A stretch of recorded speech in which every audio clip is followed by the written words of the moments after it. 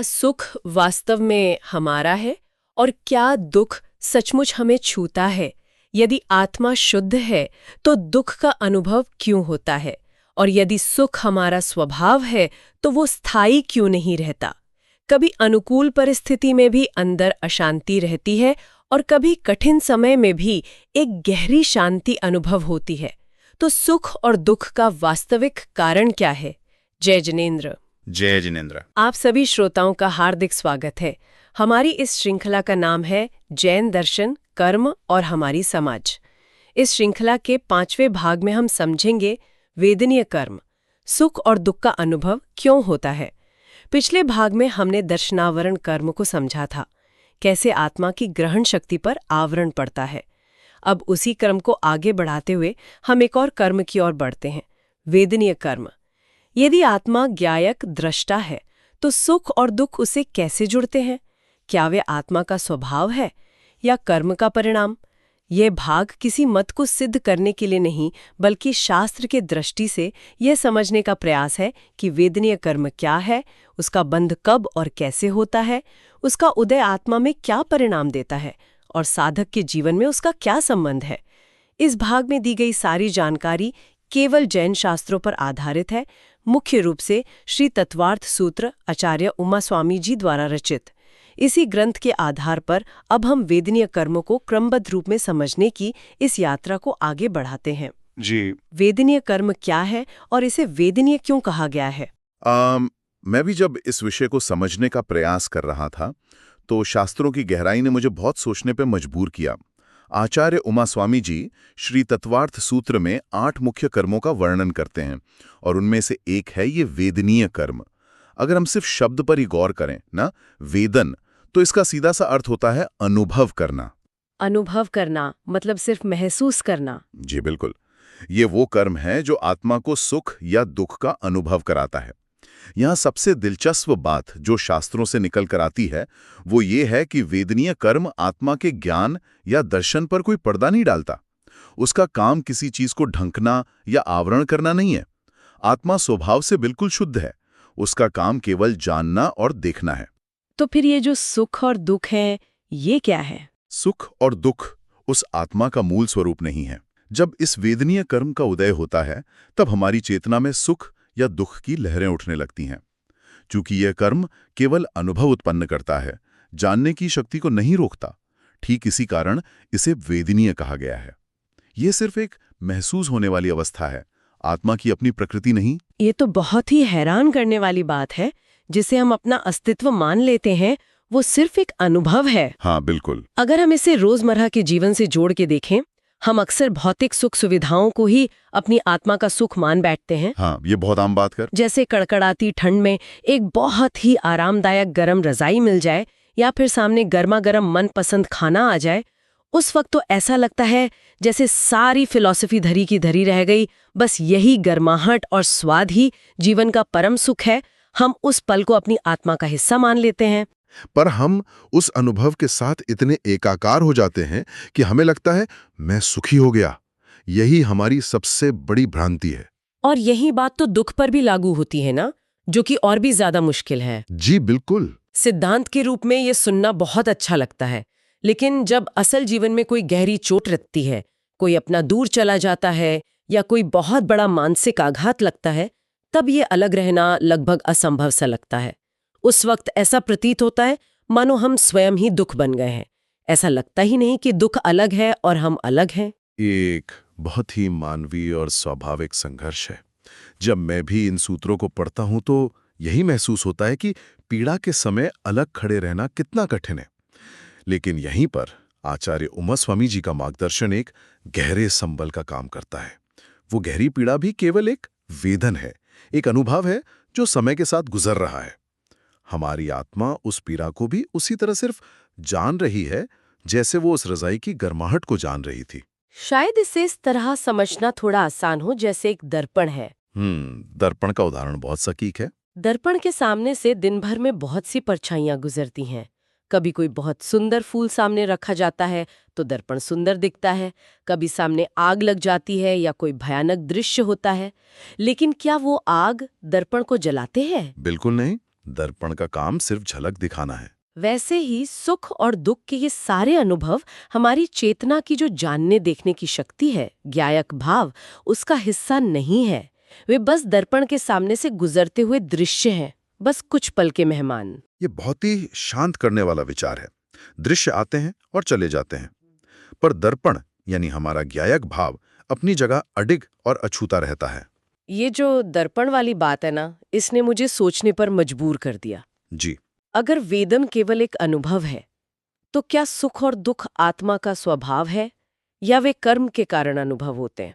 श्री तत्वार्थ सूत्र के आधार पर अगर हम आत्मा के स्वाभाविक गुणों को देखें तो आचार्य उमा स्वामी जी ज्ञान और दर्शन को ही आत्मा का स्वभाव बताते हैं, सुख और दुख को नहीं।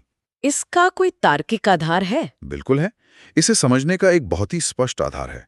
स्वभाव वो होता है जो कभी अपना रूप नहीं बदलता, जो नित्य है। यदि सुख या दुख आत्मा का स्वभाव होते तो वे हमेशा एक जैसे रहते, कभी बदलते नहीं। पर हम तो हमेशा बदलते हुए अनुभव करते हैं। यही बात है।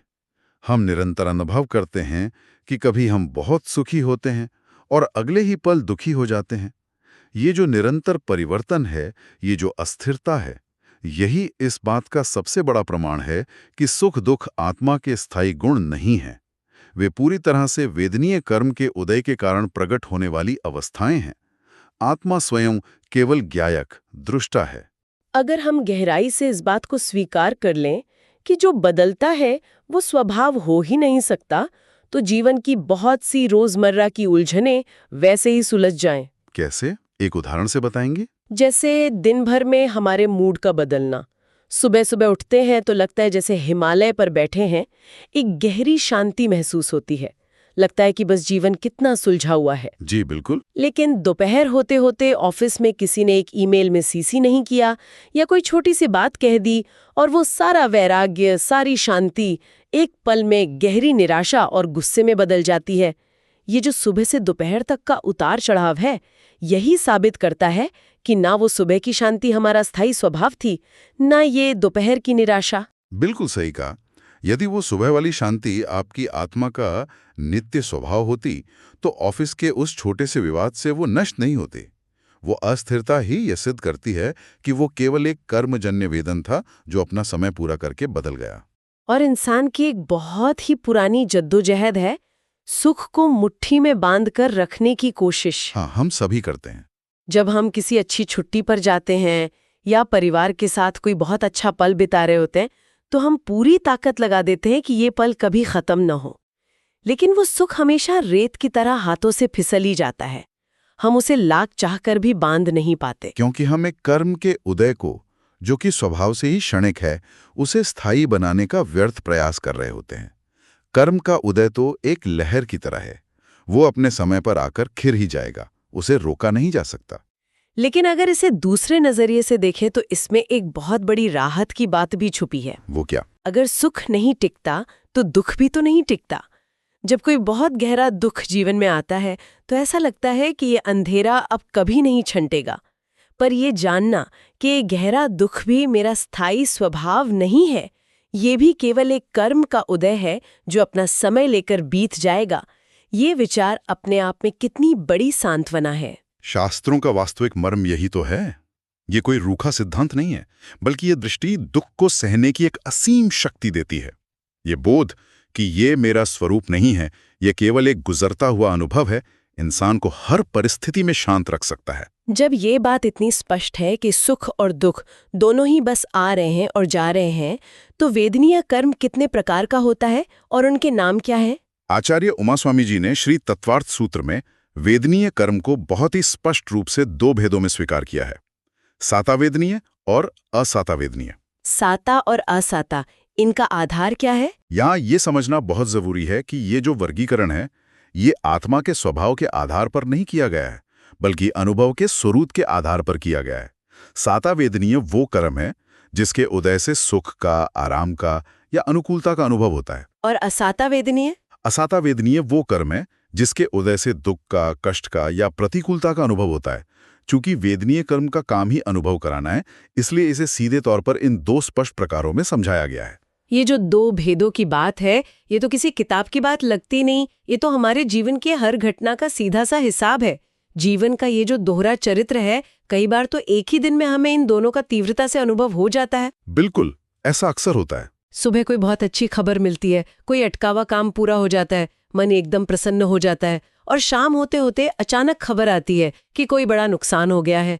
एक ही इंसान, एक ही दिन, लेकिन अनुभव बिल्कुल दो ध्रुवों की तरह अलग। जी, वो जो सुबह की प्रसन्नता थी वो साता वेदनिया का उदय था, और जो शाम का नुकसान है वो असाता वेदनिया का उदय है। जैसे ही कर्म का लिफाफा बदला, हमारा वेदन तुरंत बदल गया।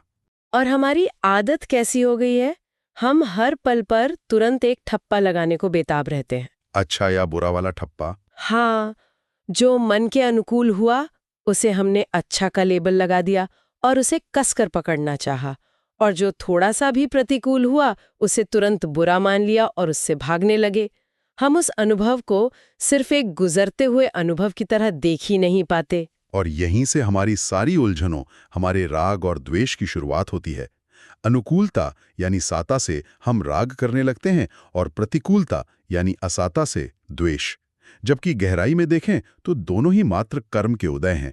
यानी अगर इसे बहुत ही सरल शब्दों में कहें तो ये दोनों बस कर्म के दो अलग अलग लिफाफे हैं। बहुत ही सुंदर उदाहरण है लिफाफे का। एक साता का बहुत ही चमकदार और आकर्षक लिफाफा है जिसे हम हर कीमत पर पाना चाहते हैं, और दूसरा असाता का बहुत ही डरावना लिफाफा है जिससे हम दूर भागते हैं।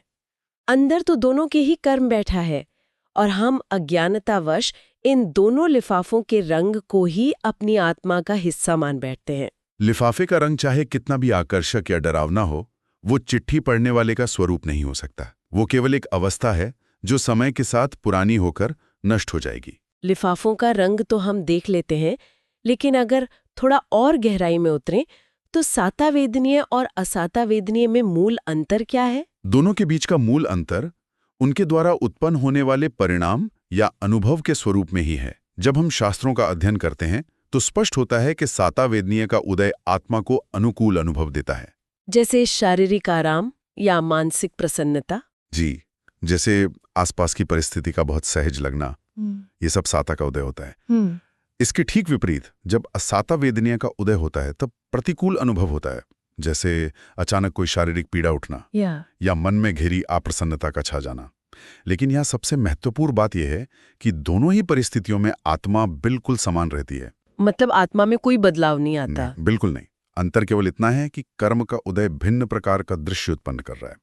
आत्मा नहीं बदलती, केवल अनुभव की प्रकृति बदलती है। ये बात कि आत्मा समान रहती है सुनने में बहुत सरल लगती है, पर इसे जीना कितना मुश्किल है। हम सोच सकते हैं कि बिल्कुल अनुकूल परिस्थिति चल रही है, हम परिवार के साथ बैठे हैं, हंसी मजाक चल रहा है, शरीर पूरी तरह स्वस्थ है, ये साता का उदय है। और उस समय जो हमारी चेतना उस पूर्णता को जान रही है वो पूर्ण रूप से शांत है, वो सिर्फ उस दृश्य को देख रही है। लेकिन फिर जीवन अचानक करवट लेता है, अचानक उसी शरीर में कोई गहरी पीड़ा उठती है, दर्द हो जाता है, तब लगता है कि सब कुछ छिन गया। ये असाता का उदय है। लेकिन ऐसे दर्द के समय वो जो दृष्टा बने रहने वाली बात है वो बहुत चुनौतीपूर्ण हो जाती है। ऐसा प्रतीत अवश्य होता है। जब शरीर दर्द से तड़प रहा हो तो कोई ये कैसे याद रखे कि मैं सिर्फ जान रहा हूं? हमारी पूरी दुनिया उस दर्द के आसपास ही सिमट जाती है। ये स्वाभाविक है, लेकिन शास्त्र हमें यहीं पर रुककर देखने की दृष्टि देते हैं। वे बताते हैं कि उस भयंकर पीड़ा के समय भी उस दर्द को जो जान रहा है, उस मूल चेतना में कोई बदलाव नहीं आया है। जानने वाला वही है। और यही शायद सबसे बड़ा और मुक्तिदायी एहसास है कि जो चेतना कल उस सुख को जान रही थी, बिल्कुल वही चेतना बिना किसी बदलाव के आज उस शारीरिक पीड़ा को भी सिर्फ जान रही है। ठीक कहा आपने, यही सच्चा भेद विज्ञान है। जानने वाला बिल्कुल नहीं बदला, वो कल भी वही था, आज भी वही है। सिर्फ हमारे सामने चल रहा दृश्य बदल गया है। सुख का दृश्य हटकर दुख का दृश्य सामने आ गया है। सात और असाता, सुख और दुख, दोनों ही मात्र गुजरते हुए दृश्य हैं, और हमारी जानने वाली चेतना उनसे पूर्णतः भिन्न और स्वतंत्र है। ये जो आपने कहा कि चेतना दोनों को जानती है, यहाँ मेरे दिमाग में एक बहुत ही व्यवहारिक उलझन आ रही है। क्या एक ही समय में सुख और दुख दोनों का अनुभव हो सकता है या नहीं? अगर हम शास्त्रीय दृष्टि से और आचार्य उमास्वामी जी के सूत्रों के आधार पर गहराई से देखें तो एक ही समय में एक ही आत्मा में समान रूप से सुख और दुख दोनों का उदय स्वीकार नहीं किया गया है। ऐसा क्यों? क्योंकि साता और आसाता वेदनीय कर्म एक दूसरे के बिल्कुल विपरीत फल देने वाले हैं। चूंकि दोनों के फल परस्पर विरोधी हैं, इसलिए एक साथ एक ही शुद्ध क्षण में दोनों का समान उदय नहीं हो सकता। जिस सूक्ष्म क्षण में जो वेदनीय कर्म उदय में होता है, आत्मा को उसी प्रकार का अनुभव प्रकट होता है। एक साथ शुद्ध रूप से दोनों का उदय शास्त्र सम्मत नहीं है। ये सवाल मन में इसलिए आता है क्योंकि जीवन में कई बार ऐसा लगता है कि हम एक साथ दोनों महसूस कर रहे हैं। उदाहरण के लिए, मान लीजिए किसी के जीवन में आज कोई बहुत बड़ी सफलता का दिन है, बाहर लोग बधाइयां दे रहे हैं, ये साफ तौर पर साता का उदय दिख रहा है। लेकिन उसी समय मन के किसी कोने में परिवार की किसी बात को लेकर एक गहरी चिंता भी चल रही है, वो असाता है। हमें लगता है कि हम सुख और दुख दोनों की खिचड़ी में जी रहे हैं। बाहर से देखने पर हमें भले ही लगे कि दोनों साथ चल रहे हैं, लेकिन अनुभव हमेशा क्रमशः होता है। वो जो पटल बदलने की तीव्रता है, एक विचार से दूसरे विचार पर जाने की जो गति है, उसके कारण ये भ्रम पैदा होता है कि दोनों एक साथ हैं। अच्छा, जैसे कोई पंखा बहुत तेजी से घूम रहा हो तो वो एक गोल प्लेट जैसा दिखता है। बिल्कुल सटीक। एक अत्यंत सूक्ष्म क्षण में आत्मा एक बार में एक ही वेदन को प्रधान रूप से जान रही होती है। इसका एक और उदाहरण बड़ा दिलचस्प है।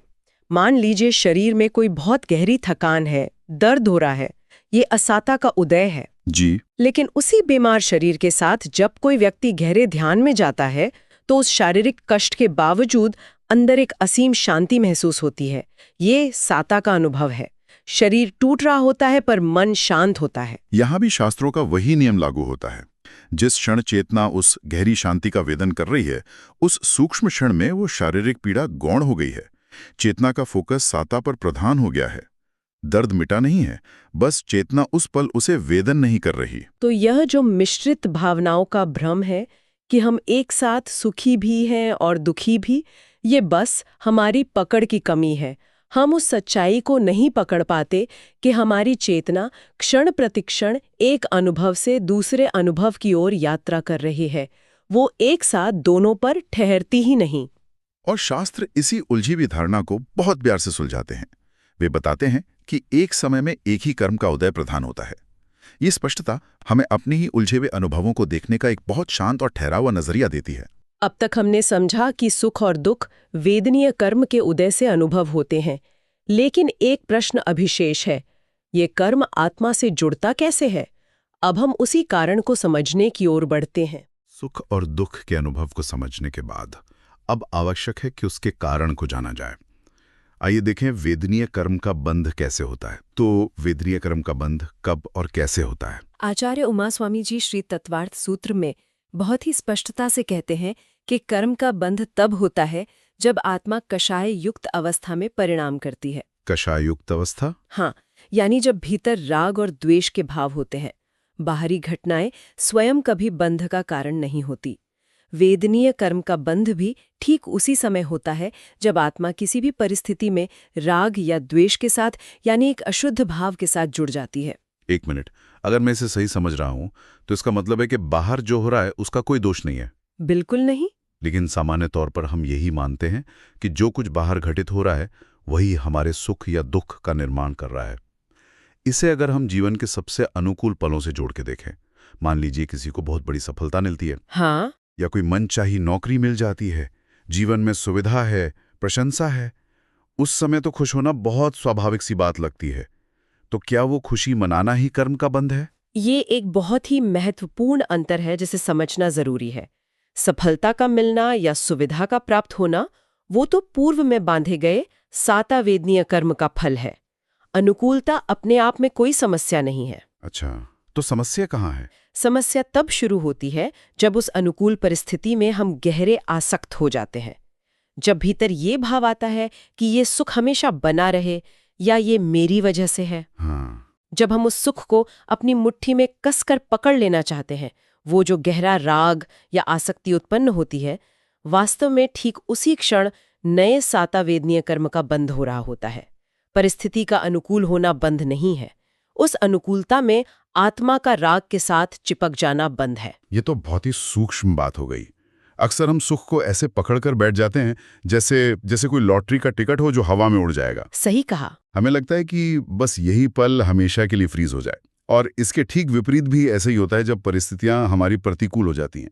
बिल्कुल। मान लीजिए अचानक कोई बड़ा आर्थिक नुकसान हो जाए या कोई स्वास्थ्य संबंधी गंभीर समस्या आ जाए, उस समय भीतर से गहरी बेचैनी, क्रोध या उस परिस्थिति के प्रति एक तीव्र विरोध जन्म लेता है। तब तो ऐसा लगता है कि ये जो दुख है वो सीधा बाहर से ही आ रहा है। वो ऐसा प्रतीत जरूर होता है, लेकिन शास्त्र कहते हैं कि वो जो विरोध का भाव है, जो क्रोध, झुंझलाहट या द्वेष है, असल में वही असाता वेदनीय कर्म को बांध रहा है। मतलब घटना सिर्फ एक पर्दा है? हाँ, बाहरी रूप से जो प्रतिकूलता आई है, वो बीमारी हो या नुकसान, वो तो महज एक घटना है। लेकिन जब हमारी आत्मा उस घटना को द्वेष के चश्मे से देखती है, जब हम भीतर कषाय पैदा करते हैं कि ऐसा मेरे साथ ही क्यों हुआ, तब वो अशुद्ध भाव, वो कषाय युक्त परिणाम ही असाता वेदनीय कर्म का नया बंद कर लेता है। तो इसका सीधा अर्थ ये हुआ कि बाहर जो भी घटित हो रहा है वो असल में कारण है ही नहीं। चाहे अनुकूलता हो या प्रतिकूलता, वे केवल एक मंच प्रदान करते हैं, एक अवसर देते हैं। बिल्कुल सही। हमारा अपना भीतरी परिणाम, हमारा अपना राग या द्वेष ही वो असली गोंद है जो नए कर्म को हमसे चिपकाता है। हम नाहक ही बाहर की घटनाओं से लड़ते लेते हैं, जबकि पूरी प्रक्रिया हमारे अपने भीतर घट रही होती है। यही शास्त्रों का मूल मर्म है। आचार्य उमा स्वामी जी यही समझाते हैं कि कब का अर्थ है जब आत्मा कषाय युक्त होती है, और कैसे का अर्थ है उन राग द्वेषपूर्ण भावों के माध्यम से। जब तक भीतर ये गोंद है, तब तक बाहरी घटनाएं कर्मों को आकर्षित करती रहेंगी। ये अशुद्ध भाव से किया गया परिणाम ही बंध है, जो भविष्य में फिर से नए अनुभव का कारण बनेगा। तो अगर वेदनी कर्म सिर्फ अनुभव की एक लहर है और हमारा भीतरी गोंद ही उसे बांधता है, तो फिर एक स्वाभाविक सवाल उठता है कि जब यह बंधा हुआ कर्म वापस लौटता है तो क्या होता है? वेदनी कर्म का उदय होने पर आत्मा में वास्तव में क्या घटित होता है? आचार्य उमा स्वामी जी के अनुसार जब वेदनीय कर्म का उदय होता है, तब आत्मा में सुख या दुख का अनुभव प्रकट होता है। ये उस कर्म का फल है जो पहले बांधा गया था। परंतु यहाँ जो सबसे गहरी बात है वो ये कि इस उदय के समय भी आत्मा का अपना जो मूल स्वभाव है वो स्वयं परिवर्तित नहीं होता, यानी वो अछूता रहता है। हाँ, साता वेदनीय उदय में आता है तो अनुकूल वेदन यानी सुख का अनुभव होता है, असाता आता है तो प्रतिकूल वेदन यानी दुख का अनुभव होता है। लेकिन इस पूरी प्रक्रिया में आत्मा का ज्ञान दर्शन स्वरूप कभी नष्ट नहीं होता। इसे अगर हम रोजमर्रा के अनुभव के स्तर पर समझने की कोशिश करें तो ये कुछ ऐसा है जैसे समुद्र की सतह पर उठने वाली एक लहर। बिल्कुल। जब सुख या दुख का अनुभव आता है तो वो लहर की तरह हमारे अनुभव के क्षेत्र में पूरी तरह छा जाता है। मान लीजिए किसी को बहुत तेज सिरदर्द है, उस समय ऐसा लगता है जैसे पूरा अस्तित्व ही वो दर्द बन गया है। हम उस लहर को महसूस करते हैं, उसकी तीव्रता में पूरी तरह डूब जाते हैं। सही कहा। और वो लहर बहुत वास्तविक प्रतीत होती है। दर्द या सुख का अनुभव कोई भ्रम नहीं है, वो महसूस होता है। लेकिन फिर भी वो आत्मा का स्वभाव नहीं है। नहीं, शास्त्र हमें ये देखने की दृष्टि देते हैं कि वो केवल कर्म की पहले से बंधी हुई शक्ति का फलित होना है। इसे ऐसे समझ सकते हैं जैसे एक बैटरी जो पहले चार्ज की गई थी, वो अब अपना काम करके डिस्चार्ज हो रही है। अच्छा। वो जो ऊर्जा पहले राग या द्वेष के रूप में बंधी थी, वो अब उधर में आकर अपना परिणाम दे रही है। ये महज एक कर्मजन्य अनुभूति है, ये आत्मा की कोई नित्य या स्थायी सत्ता नहीं है। समुद्र की गहराई लहर के उठने और गिरने से बदल नहीं जाती। ये जो बैटरी के डिस्चार्ज होने का उदाहरण है, ये एहसास अपने आप में बहुत मुक्तिदायी है, क्योंकि इसका मतलब यह है कि अनुभव चाहे कितना भी सघन क्यों ना हो, वो केवल एक गुजरती हुई अवस्था है। बिल्कुल। आत्मा हमेशा ज्ञाता दृष्टा बनी रहती है। लेकिन व्यवहारिक रूप से ये बहुत चुनौतीपूर्ण लगता है। दर्द के समय सिर्फ जानने वाला बने रहना कैसे संभव है? अनुभव बदल रहे हैं, लेकिन जो उस अनुभव को जान रहा है वो वैसा का वैसा ही है। ये एहसास कैसे टिके? यह चुनौतीपूर्ण जरूर है, लेकिन श्री तत्वार्थ सूत्र यही दृष्टि देता है। उदय की वास्तविक प्रक्रिया केवल इतनी है कि कर्म के फलस्वरूप सुख या दुख का वेदन प्रकट हो रहा है। वो दर्द महसूस हो रहा है, लेकिन जो उसे महसूस कर रहा है, जो उसे जान रहा है, वो चेतना उस दर्द से अलग है। वेदनीय कर्म के उदय में आत्मा की वो शुद्ध सत्ता अछूती रहती है। वो केवल जानती है, देखती है और अनुभव की स्थिति एक बादल की तरह आती है और बदल जाती है। तो अगर ये सिर्फ एक गुजरता हुआ बादल है, एक लहर है जो हमारे मूल स्वरूप को नहीं बदलती, तो एक और बहुत बारीक प्रश्न सामने आता है। क्या वेदनीय कर्म आत्मा के ज्ञान या दर्शन को ढकता है या केवल अनुभव कराता है? श्री तत्वार सूत्र में आचार्य उमा स्वामी जी कर्मों के भेद को बहुत ही वैज्ञानिक और स्पष्ट तरीके से रखते हैं। ज्ञानावरण और दर्शनावरण वे कर्म हैं जो आत्मा की जानने और देखने की शक्ति को ढकते हैं। उनका काम है ज्ञान पर पर्दा डालना।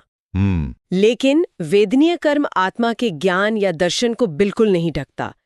इसका कार्य आवरण करना यानी पर्दा डालना है ही नहीं। इसका काम केवल और केवल सुख या दुख का वेदन उत्पन्न करना यानी अनुभव कराना है। इसे अगर हम एक बहुत ही सामान्य से उदाहरण से समझे, तो जैसे मान लीजिए किसी के पैर में चोट लग गई है और बहुत तेज दर्द हो रहा है। हाँ, वो दर्द असाता वेदनीय कर्म का उदय है। ठीक है। लेकिन उस दर्द के होने पर भी उस व्यक्ति की जो जानने की क्षमता है वो खत्म नहीं होती। वो स्पष्ट रूप से जानता है कि दर्द हो रहा है। दर्द होना एक बात है और दर्द को जानना दूसरी बात। ये एक बहुत ही सटीक और जीवंत उदाहरण है। वो जो दर्द है वो आपकी चेतना को महसूस जरूर हो रहा है, लेकिन उसने आपकी चेतना को नष्ट या अंधा नहीं किया है।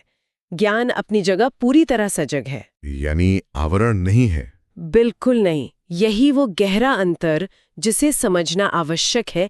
एक क्षमता को रोकना या उस पर आवरण डालना एक बात है, जैसे आंखों पर पट्टी बांध देना, और केवल एक विशिष्ट अवस्था को महसूस कराना बिल्कुल दूसरी बात है, जैसे आंखों पर एक रंगीन चश्मा लगा देना जिससे सब कुछ नीला या लाल दिखे लेकिन दिखाई देना बंद ना हो। और ये बात सिर्फ शारीरिक दर्द पर ही नहीं बल्कि मानसिक और भावनात्मक स्थितियों पर भी लागू होती है। कभी कभी बहुत गहरे दुख या अवसाद की क्षणों में भी हमारे भीतर ये जागरूकता पूरी तरह से बनी रहती है कि मैं दुखी हूं। बिल्कुल सही। इसका मतलब है कि वेदनीय कर्म की सीमा बहुत स्पष्ट रूप से तय है। वो केवल एक भाव, एक अनुभूति लेकर आता है। वो हमारे भीतर ज्ञान के उस मूल प्रकाश को बुझा नहीं सकता। वो सिर्फ ये सुनिश्चित करता है कि जो कर्म बांधा गया था उसका अनुभव हम तक पहुंचे। हाँ, शास्त्र इसी बात की पुष्टि करते हैं कि वेदनीय कर्म का प्रभाव केवल और केवल अनुभव क्षेत्र तक सीमित है। उसका अधिकार क्षेत्र सिर्फ सुख और दुख का संवेदन है। आत्मा का ज्ञान और दर्शन इसके कारण कभी नष्ट या ढका हुआ नहीं माना जाता। ये केवल और केवल सुख दुख का वेदन है, चेतना का आवरण नहीं। इन सब बातों को समझने के बाद अब नजरिया थोड़ा अंतर्मुखी होने लगता है। अगर सुख दुख महज कर्मजन्य है तो एक साधक के नजरिए से इसे कैसे देखा जाए? साधक के जीवन में सुख और दुख के प्रति समभाव का क्या संबंध वेदनीय कर्म से है? आचार्य उमा स्वामी जी बताते हैं कि जब हम गहराई से ये समझ जाते हैं कि सुख और दुख दोनों ही केवल वेदनीय कर्म के उदय से उत्पन्न हुए अनुभव हैं, तो यही समझ समभाव का आधार बन जाती है। समभाव? हाँ, साधक का लक्ष्य इन कर्मजन्य अनुभवों में उलझना नहीं है। जब वो ये स्पष्ट रूप से देख लेता है कि ये सिर्फ कर्म का उदय है, जैसे बारिश का आना या धूप का खिलना, तो नया राग या द्वेष उत्पन्न नहीं होता। और जब नया राग द्वेष उत्पन्न नहीं होता तो नए कर्म का बंध अपने आप रुक जाता है। ये विचार बहुत ही शांत कर देने वाला है, क्योंकि आमतौर पर हम सुख को अपनी मुट्ठी में कसकर बांधने की लगातार कोशिश करते रहते हैं। जैसे कोई खूबसूरत पल आया तो मन में घबराहट शुरू हो जाती है कि कहीं ये सुख छिन ना जाए, ये बना रहे। हम उसे इतना कसकर पकड़ना चाहते हैं जैसे रेत को मुट्ठी में पकड़ने की कोशिश कर रहे हो, और वो पकड़ने की कोशिश, वो चिंता ही उस सुख को नष्ट कर देती है और सारी बेचैनी का कारण बन जाती है। और दूसरी तरफ जब दुख आता है तो हमारी प्रतिक्रिया और भी तीव्र होती है। हम उसे तुरंत दबाने की कोशिश करते हैं, हम उससे भागना चाहते हैं, किसी भी तरह उससे छुटकारा पाना चाहते हैं। बिल्कुल। ये जो भागने की या विरोध करने की प्रवृत्ति है, यही तो द्वेष है। लेकिन समभाव का अर्थ ना तो सुख की उस रेत को मुट्ठी में पकड़ना है और ना ही दुख से दूर भागना है। समभाव बस एक सहज स्वीकार है कि जो कर्म उदय में आया है वो अपना काम करके अपनी अवधि पूरी करके चला जाएगा। तो समभाव का अर्थ भावना शून्य हो जाना नहीं है, बल्कि यह जानना है कि ये दोनों ही स्थितियां, चाहे वो अत्यंत सुखद हो या अत्यंत दुखद, आत्मा की अपनी स्थितियां नहीं हैं। ये केवल बाहरी आवरण के खेल हैं जो आ रहे हैं और जा रहे हैं। हाँ। और जब ये गहराई से समझ में आ जाता है तो भीतर एक स्वाभाविक तटस्थता जन्म लेती है। हम लहरों के साथ बहना बंद कर देते हैं। यही तटस्थता, यही संभाव हमें बार बार उस कर्म बंध की उलझन में गिरने से बचाता है। बिल्कुल।